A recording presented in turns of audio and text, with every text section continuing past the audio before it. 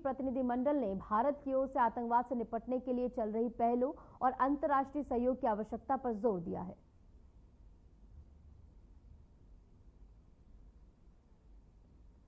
तो भारत का जो डेलीगेशन पहुंचा है वो कुआलालंपुर पहुंचा है, जहां पर भारतीय डेलीगेशन की ओर से आतंकवाद को लेकर क्या कुछ पर्याप्त कदम भारत की ओर से उठाए गए हैं, इस बारे में जानकारी साझा की गई है।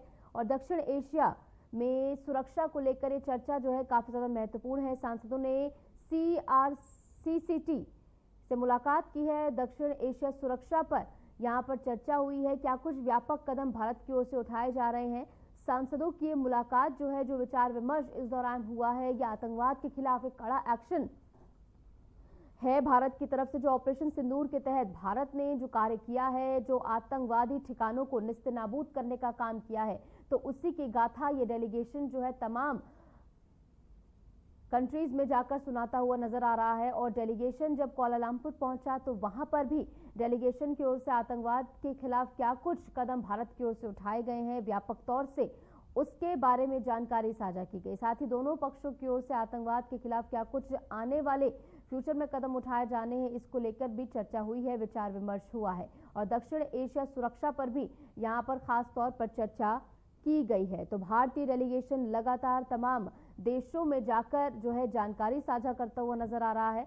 और इस बीच मलेशिया से तस्वीरें हैं, जहां पर भारतीय डेलीगेशन पहुंचा और भारत का क्या कुछ रुख रहा आतंकवाद के खिलाफ, ये यहां पर टेबल किया गया। खबरों में आगे बढ़ेंगे। भाजपा सांसद बैजयंत पांडा के नेतृत्व में एक भारतीय सर्वदलीय प्रतिनिधिमंडल ने अल्जीरिया, सऊदी अरब, कुवैत और बहरीन की आधिकारिक यात्रा पूरी कर दिल्ली वापसी की है। ये दौरा भारत की ओर से आतंकवाद के खिलाफ वैश्विक सहयोग और रणनीतिक साझेदार देशों के साथ संबंधों को मजबूत करने के उद्देश्य से किया गया था। प्रतिनिधिमंडल ने अपने दौरे के दौरान इन देशों के वरिष्ठ नेताओं, अधिकारियों और नीति निर्माताओं से मुलाकात की और आतंकवाद के विरुद्ध भारत की निरंतर लड़ाई का संदेश दिया है। उन्होंने ये भी स्पष्ट किया है कि भारत वैश्विक शांति, सुरक्षा और स्थिरता के लिए मिलकर काम करने के पक्ष में है।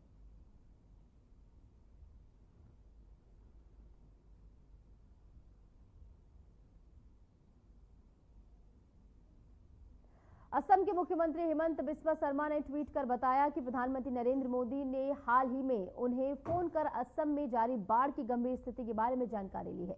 मुख्यमंत्री ने प्रधानमंत्री को बताया कि लगातार भारी बारिश के कारण असम और आसपास के राज्यों में बाढ़ आई है, जिससे कई लोगों की जान जोखिम में पड़ गई है। उन्होंने ये भी बताया कि राज्य सरकार द्वारा प्रभावित इलाकों में राहत कार्य तीव्रता से जारी है। प्रधानमंत्री ने इस बात पर चिंता जताई है और केंद्र सरकार की ओर से असम के राहत और पुनर्वास कार्यों के लिए पूर्ण सहयोग का आश्वासन भी दिया है। मुख्यमंत्री हेमंत बिस्वा शर्मा ने प्रधानमंत्री मोदी के मार्गदर्शन और निरंतर समर्थन के लिए आभार व्यक्त किया। उन्होंने कहा कि ये सहयोग असम के लोगों के लिए बेहद महत्वपूर्ण और प्रेरणादायक है।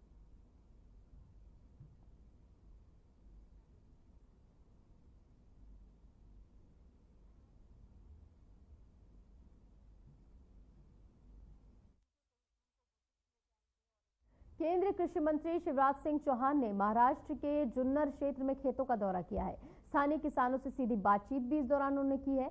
इस दौरान उन्होंने किसानों की समस्याएं सुनी, केंद्र सरकार की कृषि नीतियों और योजनाओं की जानकारी साझा की। मंत्री चौहान ने खेतों में फसल की स्थिति का निरीक्षण करते हुए किसानों से उनकी खेती की तकनीक, पानी की उपलब्धता और फसल बीमा जैसे मुद्दों पर चर्चा की है।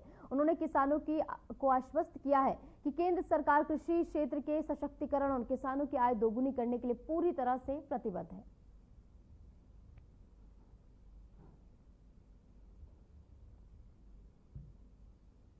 तो शिवराज सिंह चौहान ने पुणे में किसानों से मुलाकात की है और उनकी ओर से तमाम नीतियों के बारे में जानकारी भी साझा की गई है कि किस तरीके से केंद्र सरकार की ओर से पूरा सहयोग जो है वो दिया जाएगा, इसका आश्वासन दिया गया है। मंत्री ने किसानों से सीधा यहां पर संवाद स्थापित किया, जहां पर किसानी को लेकर कई सारी जानकारियां भी उन्होंने ली हैं। जुन्नर में खेतों का निरीक्षण भी उनकी ओर से किया गया है, किस तरीके से बुआई वहां पर की जा रही है और क्या कुछ खेतों के हालात हैं। इन तमाम पहलुओं पर उन्होंने जो है निरीक्षण किया और इसी के साथ साथ सीधे संवाद भी किसानों से उन्होंने साझा किया है। और क्या कुछ उनको दिक्कतें किसानी में आ रही हैं, क्या कुछ समस्याएं हैं, इस बारे में उन्होंने जानकारी ली है। फसल बीमा, पानी पर ये बातचीत हुई है, क्योंकि अभी भी किसानों को कई सारी दिक्कतों का सामना करना पड़ रहा है। तो इसी को लेकर यहाँ पर शिवराज सिंह चौहान ने जो है जानकारी ली, उनसे बातचीत की है, सीधा संवाद स्थापित किया और इसी के साथ साथ हर संभव मदद देने का आश्वासन भी उनकी ओर से दिया गया है। केंद्र सरकार की नीतियों के बारे में भी जानकारी उन्होंने साझा की है। मणिपुर के इम्फाल क्षेत्र में भारी बारिश के कारण आई बाढ़ से जनजीवन अस्त व्यस्त हो चुका है। कई इलाके जलमग्न हो गए हैं, जिससे स्थानीय निवासी बुरी तरह प्रभावित हुए हैं। प्रशासन की ओर से राहत और बचाव कार्य जारी है। मणिपुर अग्निशमन सेवा, असम राइफल्स, एसडीआरएफ और एनडीआरएफ की टीमें लगातार फंसे हुए लोगों को सुरक्षित स्थानों पर पहुंचा रही हैं। बाढ़ प्रभावित इलाकों में रेस्क्यू ऑपरेशन तेजी से चलाया जा रहा है। प्रशासन ने लोगों से अपील की है कि वे सुरक्षित स्थानों पर रहें और आवश्यकता अनुसार सहायता मांगे। हालात पर सरकार की कड़ी नजर बनी हुई है और वहां पर एनडीआरएफ से लेकर एसडीआरएफ टीमें लगातार लोगों को सुरक्षित स्थानों पर पहुंचाने का काम कर रही हैं। बाढ़ जैसी स्थिति के चलते यहां पर हालात जो हैं वो बेहद खराब हैं। लोग जो हैं यहां पर फंसे हुए हैं, जिनको निकालने के लिए लगातार एनडीआरएफ और एसडीआरएफ की टीमें यहां पर तैनात है। और जैसे कि आप तस्वीरों में देख सकते हैं, स्थानीय लोगों का सहयोग भी यहां पर प्राप्त है, जिसके जरिए सभी लोगों को सुरक्षित स्थानों पर पहुंचाने का काम किया जा रहा है। असम राइफल्स ने भी यहां पर मोर्चा संभाला है। इम्फाल में भारी बारिश से बाढ़ से किस कदर के हालात हैं वो आप तस्वीरों में देख सकते हैं। घरों के अंदर जो है पानी भर गया है, कमर तक यहां पर पानी भरा हुआ है, जिससे आप हालातों का समझ सकते हैं किस तरीके से हालात यहां पर बने हुए हैं। और लोगों को जल्द से जल्द सुरक्षित स्थानों पर पहुंचाने का काम एनडीआरएफ और एसडीआरएफ की टीमें फिलहाल करती हुई नजर आ रही हैं।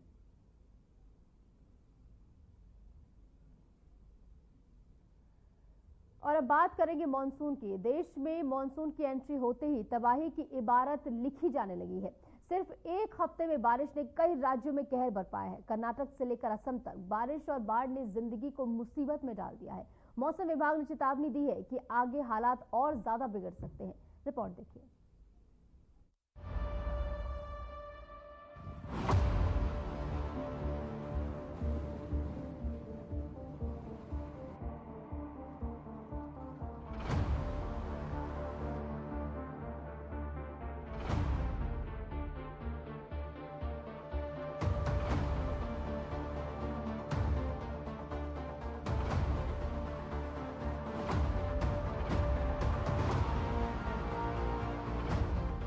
बारिश आई नहीं कि देश भर में तबाही शुरू हो गई। एक हफ्ता बीता है मॉनसून को आए हुए और इतने में ही सैकड़ों लोगों की जानें अब तक जा चुकी हैं।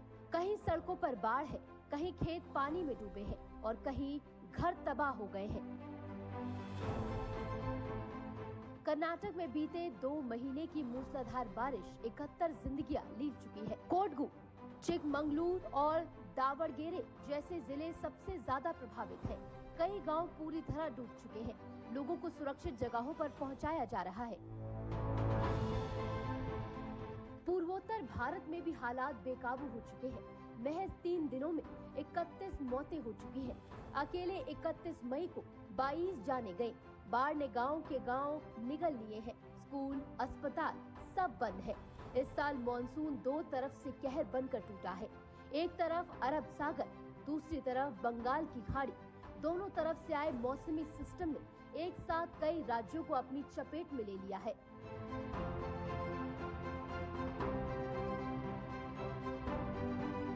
बारिश के साथ आकाशीय बिजली भी कहर बनकर टूटी है। उत्तर प्रदेश, बिहार, झारखंड और उड़ीसा में बिजली गिरने से कई लोगों की मौत हो चुकी है। खेतों में काम कर रहे किसान सबसे ज्यादा इसका शिकार बने हैं। देश के बड़े शहर भी मॉनसून की मार से नहीं बच सके हैं। दिल्ली, मुंबई और बेंगलुरु में जलभराव के चलते ट्रैफिक रेंगता हुआ नजर आया। ऑफिस जाने वालों को घंटों की मशक्कत करनी पड़ी। दिल्ली, मुंबई और बेंगलुरु में जल जमाव के कारण लोग घंटों फंसे रहे। मेट्रो सेवाएं भी इससे प्रभावित हुई। कई इलाकों में बिजली भी गुल हो गई। पर्वतीय राज्यों में बारिश का मतलब है लैंडस्लाइड। उत्तराखंड और हिमाचल में जगह जगह भूस्खलन की घटनाएं हुई है। 4 धाम यात्रा भी इससे प्रभावित हो रही है। खेतों में पानी भर जाने से धान, सब्जी और दलहन की फसलें खराब हो गई हैं। किसान कर्ज में डूबे हैं और अब फसल की उम्मीद भी जाती नजर आ रही है। कई राज्यों ने मुआवजे की मांग इसको लेकर सरकार के सामने रखी है। आपदा राहत बल युद्ध स्तर पर काम कर रहा है। अब तक हजारों लोगों को सुरक्षित निकाला जा चुका है। राहत शिविरों में खाना, पानी और मेडिकल सुविधाएं पहुंचाई जा रही हैं। मौसम विभाग का अनुमान है कि जून से सितंबर के बीच सामान्य से ज्यादा बारिश होगी। आने वाले 15 दिनों में पूर्वी और पश्चिमी भारत में भारी बारिश का रेड अलर्ट जारी किया गया है।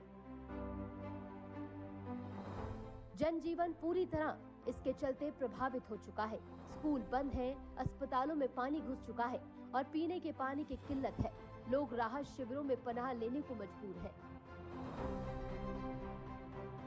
मॉनसून सिर्फ मौसम नहीं, चेतावनी है जलवायु परिवर्तन की। अब हमारे दरवाजे पर ये खड़ी है। अगर अब भी तैयारी नहीं की गई तो हर साल की बारिश एक नई आफत बनकर सामने आएगी। बारिश सिर्फ मौसम का बदलाव नहीं, अब ये जिंदगी और मौत के बीच का फासला बनती जा रही है। सवाल सिर्फ पानी का नहीं, सवाल हमारी तैयारी का है, हमारे सिस्टम की मजबूती का है। हर साल बाढ़ आती है, तबाही होती है और फिर सब कुछ भुला दिया जाता है। लेकिन कब तक? अब वक्त है चेतने का, सतर्क रहने का, क्योंकि इस बार मॉनसून सिर्फ मौसम नहीं, एक बड़ी चेतावनी है। Bureau report, Aryan TV. और फिलहाल के लिए इस बुलेटिन में इतना ही। नमस्कार।